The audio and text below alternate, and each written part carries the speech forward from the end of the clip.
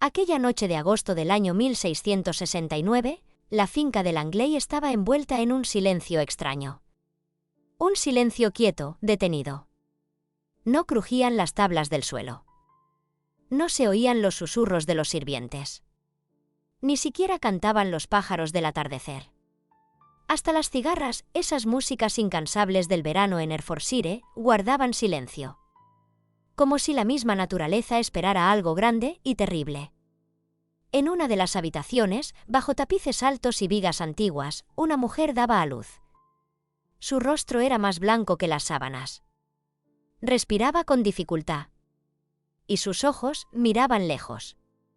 A un lugar donde ya no había esperanza. Ya no rezaba. Solo susurraba. «Espérame, Willy, ya voy, solo debo dar a luz y estaré contigo». Pero ya era tarde. Cuando el primer llanto del bebé resonó en la casa, otro llanto se mezcló con él. Más suave. Más roto. Era Elizabeth Greenhill. Lloraba en silencio.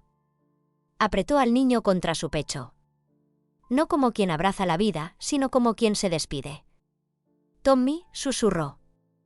Y ese nombre sonó dentro de ella como un eco de lo perdido. Las lágrimas no eran de dolor. Ni de cansancio. Eran de tristeza. Pobre Willy, sollozó. No verá a su hijo. No escuchará su voz. No lo tomará en brazos. Lo esperaba con tanto amor. Era su hijo número 39. 39. Y ella lo sabía, sería el último. Porque ese nacimiento vino con una pérdida. William Greenhill, su esposo, su apoyo, su amor, había muerto solo unas horas antes de que naciera su último hijo. Y mientras una vida llegaba a este mundo, otra se iba para siempre. En medio de ese silencio tan cruel, Elizabeth se quedó junto a la ventana. Apretaba al recién nacido Tommy contra el pecho. Era viuda y madre a la vez. «Estamos solos, pequeño», susurró sin notar que la noche ya había caído. «Pero viviré por ti». Por el último de los 39. Afuera, comenzaba otro siglo. Otro orden. Otra historia. Pero en ese instante, todo se redujo a una sola respiración. A un solo amor. A una sola estrella que acababa de nacer en una casa donde hasta las paredes lloraban. Una abadía sin monjes. Hubo un tiempo en que estos muros estaban llenos de oraciones. Más de 100 monjes vivían en la abadía de Langley. Con sus arcos góticos y jardines silenciosos, era un lugar sagrado. Un centro espiritual. Pero los tiempos cambiaron. En el siglo XVI, el rey Enrique VIII cerró todos los monasterios. Y las tierras las repartió entre aquellos que quería recompensar. Los Greenhill recibieron la abadía por gracia del rey. Y la convirtieron en su hogar. En una finca familiar. Una herencia. Un nuevo comienzo. Esposa noble. Madre de leyenda. Elizabeth White no era simplemente una buena candidata. Venía de una familia respetada. Tenía linaje, educación y carácter. En sus venas corría sangre antigua. Pero en su espíritu había orden, firmeza y control. Desde niña, aprendió mucho más que bordar. Sabía dirigir una casa. Contar reservas. Tratar con criados. Y mantener la cabeza alta, sin perder nunca la compostura.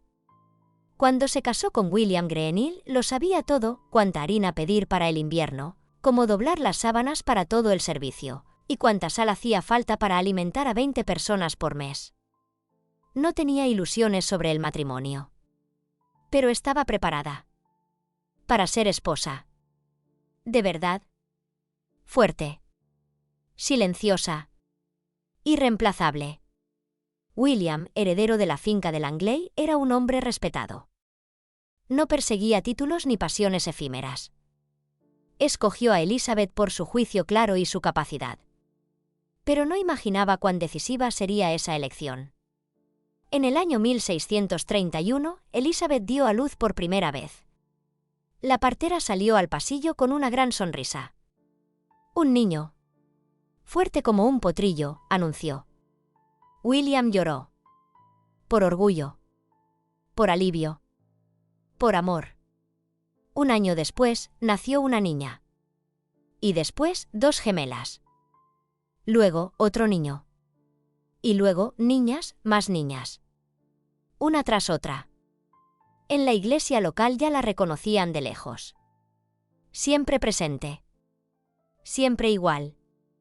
La señora Greenhill, susurraban las vecinas, está siempre embarazada o con un bebé en brazos. No hay tercera opción. Pero Elizabeth no se quejaba. Ni una palabra amarga. Su paso era firme. Su vestido, limpio. Su rostro, sereno. Los niños la seguían como soldados. Con cuellos blancos. Y el pelo bien peinado. No era solo una madre. Era un pilar. Una matriarca. Y mientras los reyes caían, los tronos se rompían y las guerras arrasaban el país. En Langley nacían niños. Uno tras otro. Como si la vida, a través de ella, gritara, aquí sigo. No he terminado. El general, el rey y 39 voces infantiles. William Greenhill no era de esos terratenientes que pasan los días en un sillón, con una pipa y una copa de vino. No. Era un hombre de acción. Prudente. Confiable. Y por eso lo notaron. Pronto fue llamado al servicio de una figura nada común, el general George Monk. El mismo que sobrevivió y se elevó en medio del caos de la Revolución Inglesa. Monk era un personaje complejo. Primero sirvió fielmente a Cromwell. Defendía la República. Pero cuando el viento empezó a cambiar, no dudó. Ayudó a restaurar el trono. Y puso a Carlos II en el poder. Greenhill lo sabía, trabajar junto a un hombre así era como caminar sobre la cuerda floja. Pero aceptó el riesgo. Viajó por Escocia. Estuvo en Irlanda. Volvió a Londres. Cumplía encargos diplomáticos. Administrativos. A veces, peligrosos. A menudo, agotadores. Pero siempre volvía a casa. A Langley. A su pequeño mundo lleno de risas infantiles. Porque allí, en la finca, la vida tenía otro ritmo. Un ritmo suave. Femenino. El ritmo del corazón de Elizabeth Greenhill. Ella daba a luz. Año tras año. Sin llantos. Sin quejas. Sin grandes palabras. Como si fuera parte del aliento. Del deber. Del destino. Así se paría en aquellos tiempos. Con fe. Con entrega. Con una fuerza que parecía no tener fin. Pronto, su nombre se volvió leyenda. Primero en el vecindario. Luego más allá. Los registros parroquiales mencionaban a Elizabeth con respeto y algo de asombro. Las familias solían tener 10, 12 hijos. Pero los Greenhill llegaron a tener 39. 39. De ellos, 6 eran varones. El resto, niñas. Solo una vez nacieron gemelas. 2 hermanitas diminutas. Temblando juntas en la misma cuna. Como si tuvieran miedo de perderse en aquella casa llena de voces. Uno se imagina el jardín de la vieja finca. Lleno de risas. Los mayores cuidando a los pequeños. Una niña pelirroja corriendo por el sendero. Detrás, un niño con un caballito de madera. Y en la ventana, Elizabeth. De pie. Firme. Cansada, pero jamás vencida. Ella no los contaba por nombres, sino por miradas. Por gestos. Por suspiros. Porque los conocía a todos. A todos los quería. A todos los recordaba. Cada uno de esos nacimientos fue como una chispa encendida en un tiempo oscuro. Como si el destino hubiera elegido a Elizabeth para recordar al mundo que, incluso en medio de guerras y reyes caídos, aún existe algo eterno. La maternidad. El hogar. El silencio antes de la oración. y tal vez, en algún campamento, bajo el frío de los pantanos escoceses, el general Monk lanzaba una mirada a Greenhill y con media sonrisa murmuraba: «William, usted es el único capaz de manejar tanto a los rebeldes irlandeses como a 3 docenas de hijas». Greenhill asentía. Y volvía al trabajo. Pero en su pecho vivía otro número. 39. Voces. Destinos. Hijos. El último embarazo y la despedida. Ese verano fue lento y sofocante. Pero agosto trajo un silencio extraño a Hertfordshire. No era solemne, como antes de una fiesta. Era un silencio tenso, casi temeroso. Como si la propia naturaleza temblara ante lo que iba a suceder. Elizabeth Greenhill estaba sentada junto a la ventana de su habitación. Una mano sobre el vientre. Grande. Tenso. No solo lleno de vida, también de preocupación. «Este será el último», murmuró, sin apartar la mirada del jardín. Aquel donde sus hijos mayores solían correr. Ya tenía más de 45 años. Le dolía la espalda. Las piernas hinchadas. Cada movimiento costaba esfuerzo. Pero algo dentro de ella susurraba: «Resiste. Solo un poco más. Este será el último». William, su esposo, apenas entraba ya en la habitación. Caminaba lento, con pasos apagados. La tos lo ahogaba por las noches. Su rostro, pálido, como papel envejecido. Ya no salía al jardín. Ni leía. Ni daba órdenes. Solo se sentaba junto al fuego. A veces rezaba en voz baja. Como si se preparara para un viaje largo. Una noche, Elizabeth se sentó a su lado. Apoyó la mano en su pecho. «Espera, solo un poco. Conócelo. Será tu última alegría». Él asintió. Apenas. Como si quisiera prometerlo, pero no pudiera. Tenía los ojos húmedos. ¿Por el dolor? ¿O porque sabía que no llegaría? Y no llegó. Esa misma noche, cuando comenzaron las contracciones, apagaron la vela en su habitación. William Greenhill partió en silencio, sin ver el amanecer. Y al lado, en la habitación contigua, Elizabeth luchaba con el parto. Apretaba las sábanas. Contenía los gritos. No solo de dolor, también de pena. Al amanecer, cuando la luz golpeó los cristales, se escuchó otro grito. Fuerte. Desesperado. El primer aliento de un recién nacido. «Tommy», susurró Elizabeth, acunando al niño contra su pecho. Las lágrimas rodaban sin pausa. «Has llegado y él se ha ido». El pequeño lloraba como si lo supiera. Como si entendiera que su padre se fue, justo antes de que él pudiera conocerlo. Como si le dijera adiós en la misma puerta entre dos mundos. Así terminó su embarazo número 38.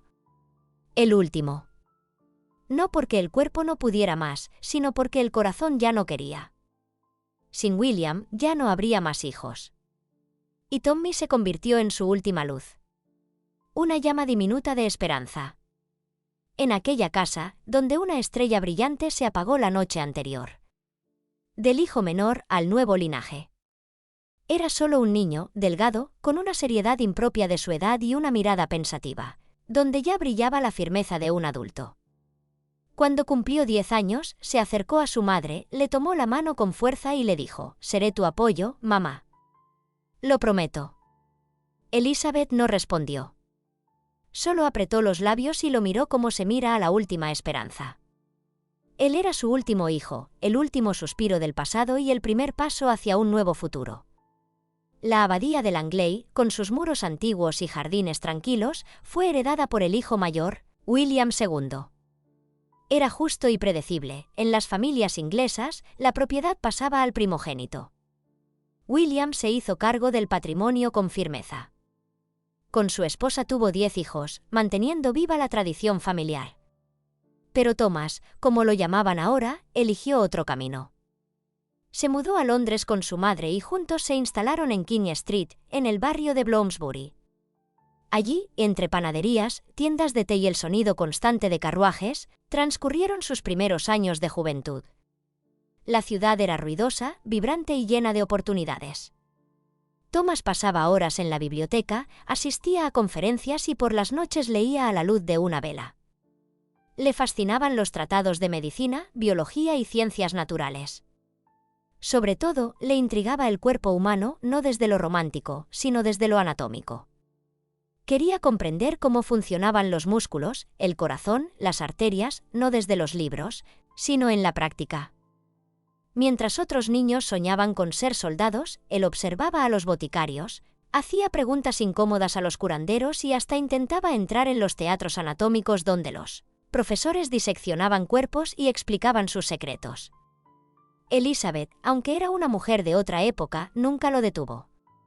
Sabía que su hijo era distinto. No era un campesino ni un heredero. Era un pensador. Y tal vez el único de sus 39 hijos que daría un nuevo sentido al apellido Greenhill. Y Thomas cumplió su promesa. No solo fue el sostén de su madre, sino que también fundó una nueva rama del linaje. Una donde no solo contaban los hijos o la tierra, sino también el conocimiento, la inteligencia y la curiosidad por entender el mundo. El doctor de una familia de récords. Cuando nacían hijos en la casa de los Greenhill, los vecinos susurraban, esa mujer es la naturaleza misma. Pero cuando Thomas Greenhill se convirtió en científico, decían algo muy distinto, de ella heredó no solo la vida, sino también el secreto de la inmortalidad. Thomas creció silencioso y perseverante. No soñaba con bailes ni con escudos de armas. Lo atraían los laboratorios, el olor del pergamino, los frascos de vidrio con hierbas y el susurro de las bibliotecas. Estudiaba todo lo que caía en sus manos, el mecanismo del cuerpo, las leyes de la descomposición, el efecto de los ácidos, las propiedades del formol, la estructura de los tejidos, vasos y nervios. Pero sobre todo, lo atraía la muerte. O mejor dicho, lo que queda después de ella. Así nació su obra principal, un tratado monumental titulado El arte del embalsamamiento. No era un simple manual ni una colección de recetas. Era un texto filosófico y científico que describía con detalle las técnicas de preservación del cuerpo, las fórmulas para impregnar tejidos, los cortes y las suturas.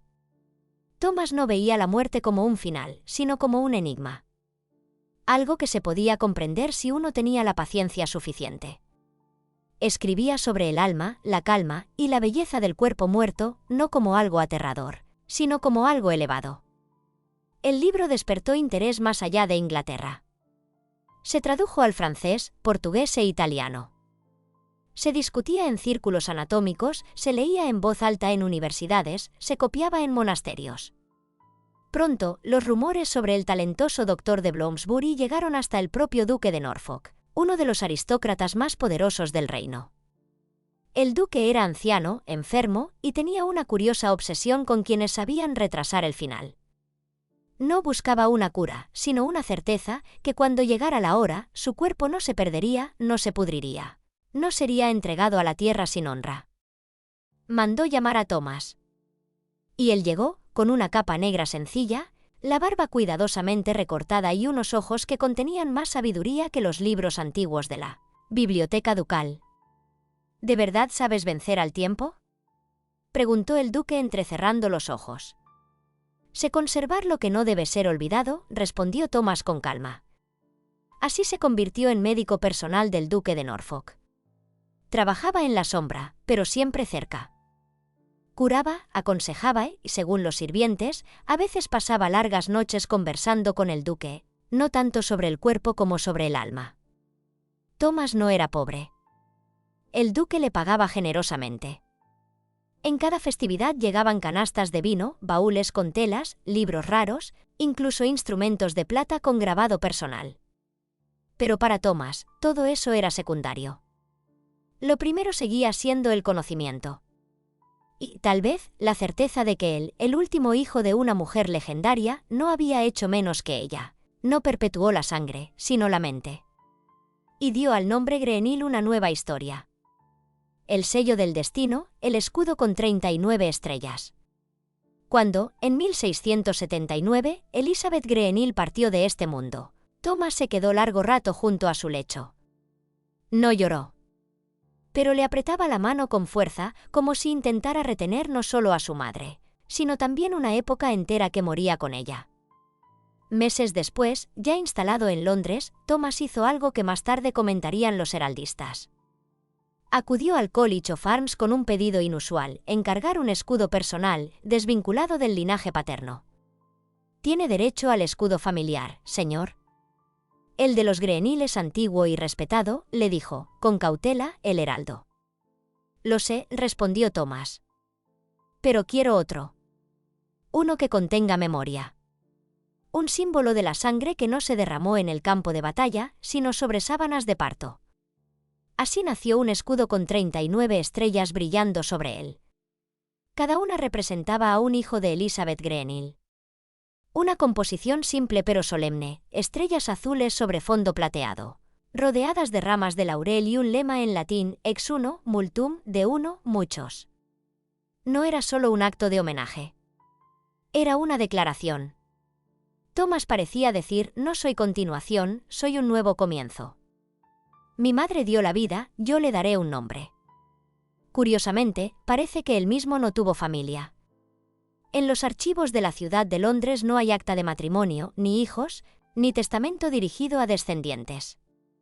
Solo estaba el médico, escritor, sabio. Y su silenciosa casa en King Street, donde detrás de gruesas cortinas flotaba el aroma de hierbas secas y pergaminos antiguos. En 1740, Thomas Greenhill murió. No dejó un apellido, sino una historia. Su nombre entró en el libro de los récords. Su obra, en las bibliotecas de las universidades. Y su escudo con 39 estrellas quedó para siempre, como símbolo de una madre extraordinaria y un hijo que supo convertir la memoria íntima en eternidad. La fuerza que se convirtió en símbolo. 40 años de embarazos. 39 hijos. Y uno de ellos, médico de reyes. No es un cuento, ni una alegoría, ni una invención. Es vida. Dura, real y grandiosa en su cotidianidad. La historia de Elizabeth Greenhill no es solo una anécdota de crónicas antiguas sobre la mujer más fecunda de Inglaterra. Es un verdadero poema épico, donde cada hijo es como una línea escrita con sangre, sudor y oración. La señora Greenhill no comandó ejércitos, no debatió en el Parlamento, su nombre no fue esculpido en mármol. Pero, ¿acaso no merece ser recordada junto a las mujeres más fuertes de su tiempo? Ella, con su cuerpo que soportó 3 decenas de partos. Con sus manos que cambiaron miles de pañales. Con sus ojos que siguieron decenas de destinos distintos. 39 veces miró a un recién nacido a los ojos. 39 veces aceptó el destino, sin saber si Dios permitiría que esa vida se quedara. Y a su lado estuvo siempre William, su esposo. No un héroe de baladas, no un caballero legendario. Pero sí fiel, trabajador y dedicado a su familia. Su hogar fue una fortaleza. No contra enemigos, sino contra la soledad, el miedo y la desesperanza. Estaba lleno de voces infantiles, y en eso residía su verdadero sentido. Y entonces, como un broche final a esta historia casi bíblica, nació Thomas. El menor. El nacido el mismo día en que murió su padre. Como si representara un paso entre 2 épocas. Thomas no tomó la espada ni la pluma, eligió el bisturí y el libro. Eligió el camino del conocimiento y lo recorrió con dignidad. Thomas Greenhill, hijo de su madre, no olvidó de dónde venía. No solo ganó fama, sino que inmortalizó esa memoria en un escudo, en estrellas, en símbolos. Le dijo al mundo: vengo de una familia donde cada nacimiento fue una hazaña. Donde la maternidad fue inmortalidad. Y ese gesto se convirtió en un ejemplo único de cómo la entrega femenina no fue solo una sombra del linaje masculino, sino su corazón y su cimiento heroico. Así que esto no es una simple crónica. Es una saga sobre fortaleza y dignidad. Sobre cómo, desde un destino doméstico, puede nacer casi un mito. Y quizá, el único caso en la historia inglesa donde la maternidad, no como deber, sino como servicio sagrado, fue eternamente consagrada en un escudo. Con 39 estrellas. Como 39 corazones. como 39 vidas. Y una gran mujer.